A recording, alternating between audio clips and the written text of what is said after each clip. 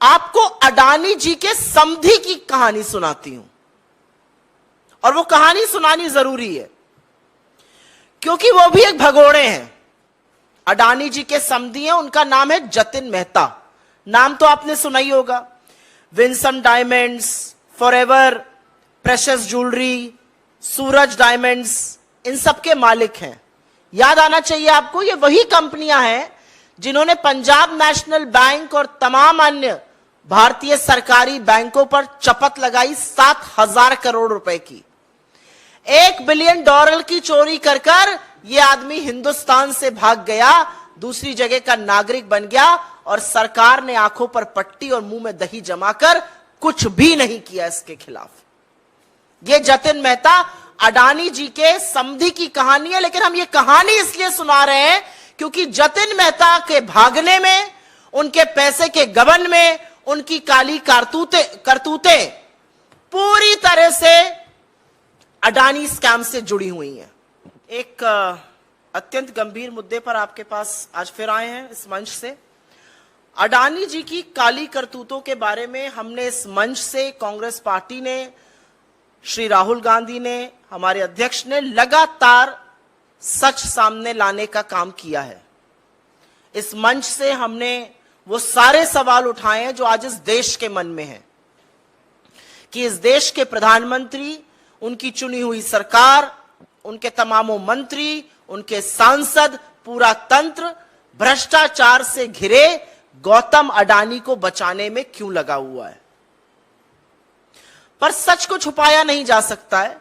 भले मोदी जी और उनका पूरा तंत्र आज अडानी जी का बचाव करें, सच तो अंततोगत्वा सामने आएगा ही आएगा। लेकिन आज मैं इस मंच से आपको अडानी जी के समधी की कहानी सुनाती हूं। और वो कहानी सुनानी जरूरी है क्योंकि वो भी एक भगोड़े हैं। वो भी देश पर करोड़ों रुपए की चपत लगाकर मेहुल भाई और नीरव भाई की तरह भाग चुके हैं। अडानी जी के समधी हैं, उनका नाम है जतिन मेहता। नाम तो आपने सुना ही होगा।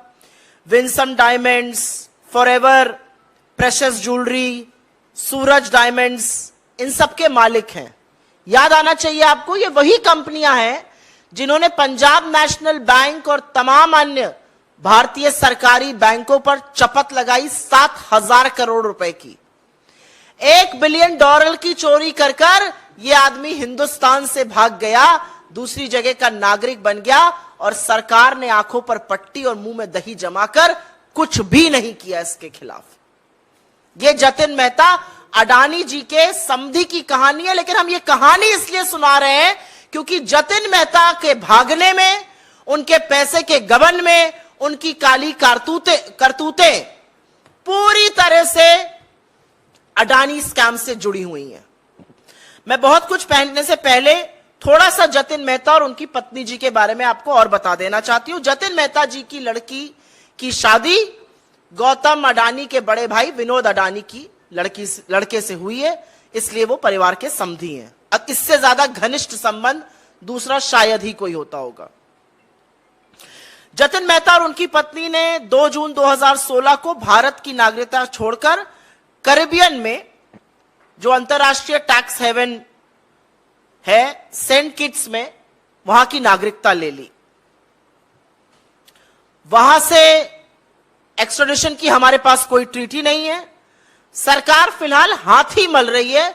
अगर आप सरकार के सर्वोच्च व्यक्ति से पूछ लीजिएगा कि क्या कार्रवाई हो रही है तो नील बटा सन्नाटा।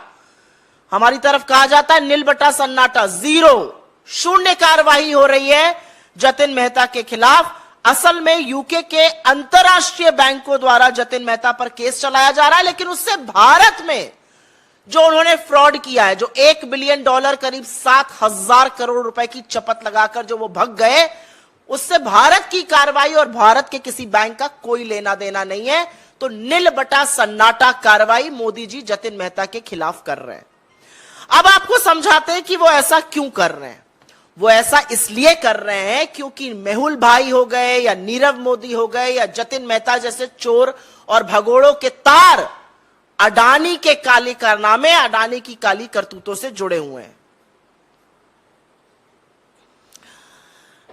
जतिन मेहता ने मेहुल भाई और नीरव मोदी की तरह वही स्वांग रचा, लेटर ऑफ क्रेडिट लिया बैंकों से, सोना इंपोर्ट किया और उसके बाद जेवर बनाकर एक्सपोर्ट किए।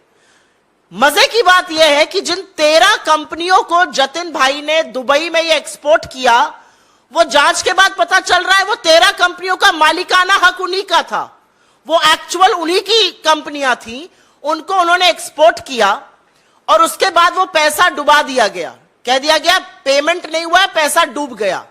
पैसा डूबा नहीं गया, पैसा डकार लिया गया।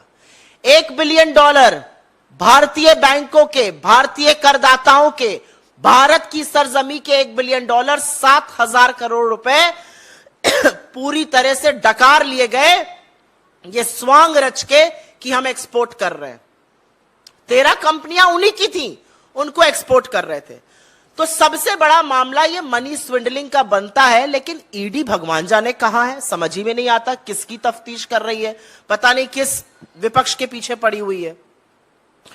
अब आपको लेकिन सीधा तार और सीधी स्टोरी जो जतिन मेहता की अडानी के स्कैम से जुड़ी हुई है, बेनामी संपत्ति से जुड़ी हुई है, बेनामी पैसे से जुड़ी हुई है, जिस पर हम सवाल उठा रहे हैं, वो समझा देते हैं आपको। अभी मैंने 13 कंपनियों का जिक्र इसलिए किया क्योंकि जिससे पता चले कि उनके ऊपर किस किस तरह के मामले चल सकते हैं भारतीय सरकार के, वो कैसे चूना लगाकर भाग गए, यह समझाना जरूरी था। इसलिए मैंने अभी आपको पहले उनके काले कारनामों के बारे में बताया।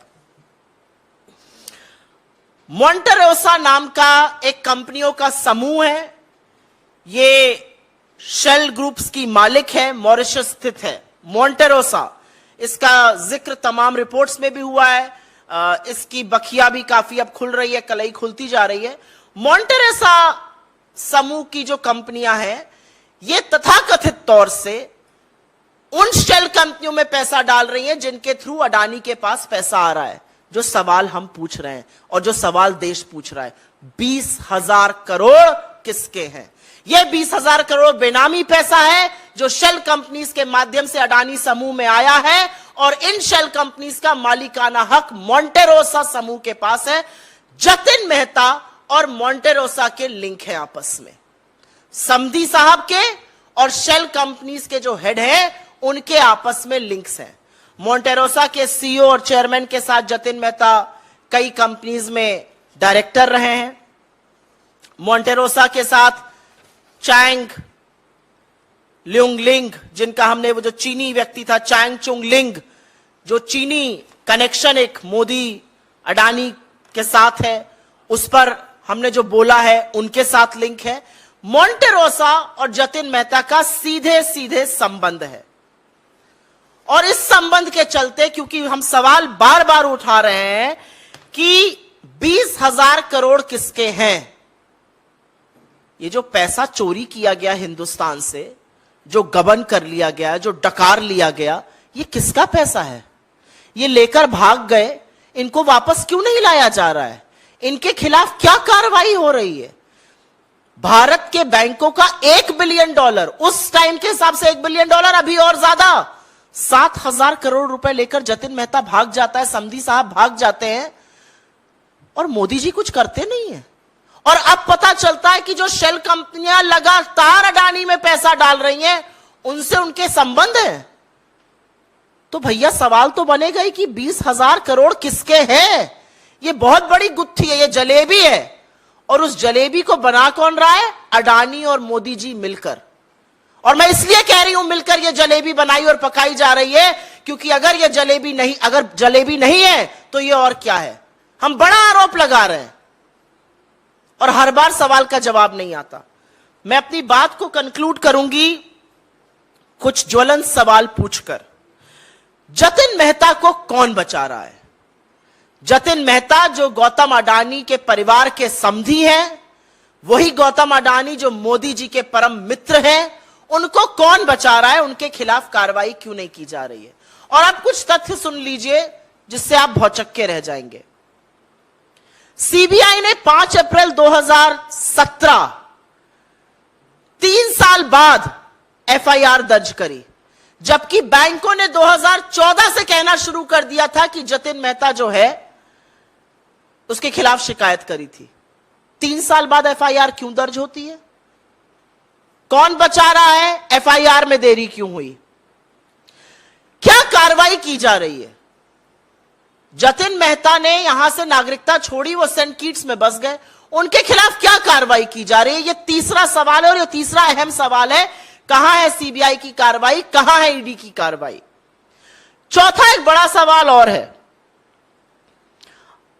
चाहे वो इकोनॉमिक ऑफेंसेस विंग हो, चाहे वो ईडी हो, चाहे वो एसएफआईओ हो, चाहे वो वित्त मंत्रालय हो, 3.5 साल तक इस घोटाले में कार्रवाई क्यों नहीं की गई? सब लोग चुप क्यों रहे?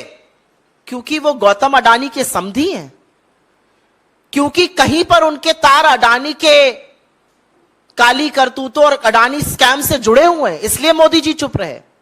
एक और बड़ा सवाल है, विदेश मंत्रालय, गृह मंत्रालय, वित्त मंत्रालय सहित इतना बड़ा धोखा करके एक आदमी भाग जाता है, दूसरे देश की नागरिकता लेता है अपनी पत्नी के साथ, इनको एनओसी किसने दी? यह बड़ा सवाल है। ऐसे नागरिकता नहीं मिल जाती है। No objection certificate Jatin Mehta ji जैसे आदमी को किसने दिया? जतिन मेहता जो 7,000 करोड़ की चपत लगाकर, भारतीयों का पैसा लेकर, चूना लगाकर, गबन कर डकार कर भाग गया, और जिसका अडानी से लिंक है, अडानी के घोटाले से लिंक है, उसको एनओसी किसने दी दूसरी जगह की नागरिकता लेने के लिए? और ऐसी जगह की नागरिकता जहां से आप उसको वापस नहीं ला सकते। यह बड़ा सवाल है, किसने साइन किया उस फाइल पर, किसने एनओसी दी? और अंत में सवाल तो वही है, 20,000 करोड़ रुपए किसके हैं? मोदी जी इस पर चुप क्यों हैं? इस पर जेपीसी गठित करके दूध का दूध और पानी का पानी क्यों नहीं कर देते? और अब समझ में हमें यह पूरी तरह से आ रहा है कि चोरों का नाम लेते ही तिलमिलाते क्यों हैं साहब। नीरव मोदी का नाम ले लो, मेहुल चोकसी का नाम ले लो, मेहुल भाई का नाम ले लो, जतिन मेहता का नाम ले लो, बड़ा तिलमिला जाते हैं मोदी जी। और तिलमिला ही नहीं जाते हैं, बिल्कुल मौन धारण कर लेते हैं, सवालों का जवाब नहीं देते। सवाल पूछने वाले राहुल गांधी जी के खिलाफ एक षड्यंत्र रचते हैं और उनको डिस्क्वालीफाई कराते हैं। तो सवाल तो पूछे जाएंगे, और सवाल यह पूछे जाएंगे कि एक ऐसा व्यक्ति जिसके अब लिंक पता चल रहे हैं अडानी के महा स्कैम से, जो भारत में करोड़ों रुपए का गबन करके भाग गया, और जो समधी है अडानी परिवार का, उसके खिलाफ आप क्या कर रहे हैं?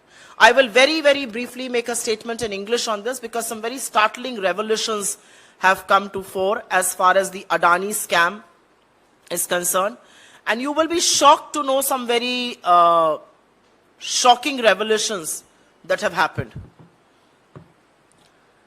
We have from this stage and this platform, and as the Congress party, raised questions on the Adani scam. We have consistently asked questions. Who does 20,000 crore belong to? Who is the owner of the 20,000 crore unaccounted illicit money that has flown into the Adani empire? And today we will tell you a story about Jatin Mehta. His daughter is married into Adani family, extremely close ties. You must have heard of Jatin Mehta. Jatin Mehta is the owner of Winsome Diamonds. He is the owner of Forever Precious Jewelry and Diamonds. He's also the owner of Suraj Diamonds. And if you remember Jatin Mehta swindled 7,000 crore rupees of Indian banks at that exchange rate, $1 billion, and fled this country right under the nose of Mr. Narendra Modi. He not just fled the country, he also took citizenship of St. Kitts in Caribbean. And an NOC was issued by the Indian government. No effort is being made to get him back. No effort whatsoever is being made to probe him. No effort whatsoever is being made to make him face the law and the legal system of this country. But I want to emphasize on the links that exist between Mr. Jatin Mehta and the Adani scam, which has now come to fore. Jatin Mehta, as you know, and he used exactly the same route that people like Mehul Bhai or Nirav Modi used, which was to import gold on the basis of letters of credit from Indian banks. They made it into jewelry. This jewelry was then exported to Dubai.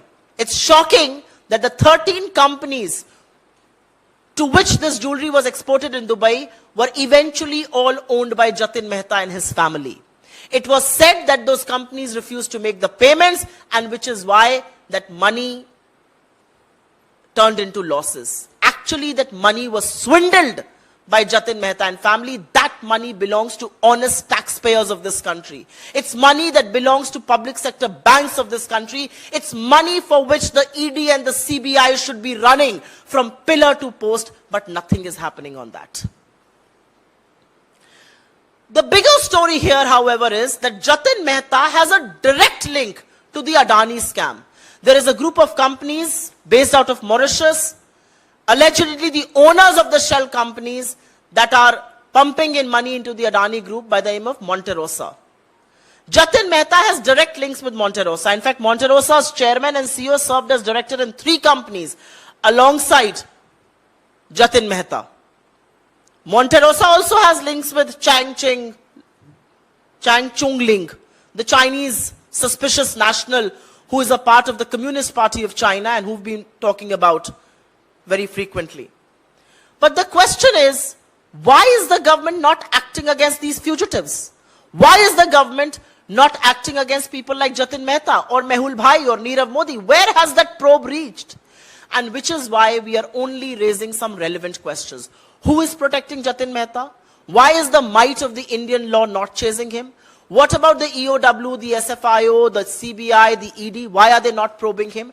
Why was an FIR registered 3 years, over 3 years, after the banks first said that Jatin Mehta is defaulting and he could be swindling money? And more than anything else, on 2nd June 2016, when the Prime Minister was Mr. Narendra Modi, right under his nose, Jatin Mehta and his wife took the citizenship of St. Kitts in the Caribbean. Who gave him an NOC? Who gave him a no objection certificate? Why was that no objection certificate issued to a fugitive who had swindled Indian money and who of course now has direct links to the Adani scam? Because there are direct links between Jatin Mehta and Monte Rosa, will the Indian government now probe Jatin Mehta further? And the eventual question is, who does 20,000 crore belong to? Where is that unaccounted Benami money coming from? Who is the owner of 20,000 crore rupees? And we of course now understand that why does Mr. Modi get so unnerved each time we talk about swindlers and fugitives like Nirav Modi or Mehul Bhai or Jatin Mehta? Because they are all eventually linked to his best friend Gautam Adani. They are all eventually linked to the scam, the biggest scam that has unfolded in the history of India, which is the Adani Gate. He refuses to answer questions on Adani. He refuses to answer questions on Nirav Modi, on Mehul Choksi, on Jatin Mehta. But through a conspiracy, he will disqualify Rahul Gandhi. The reality is that these are proofs before Indian institutions, Indian agencies. When will they act? That's the question. भाई अगर आप लोगों को खबर अच्छी लगी हो तो चैनल को लाइक करें, शेयर करें, सब्सक्राइब करें और धन्यवाद साथियों।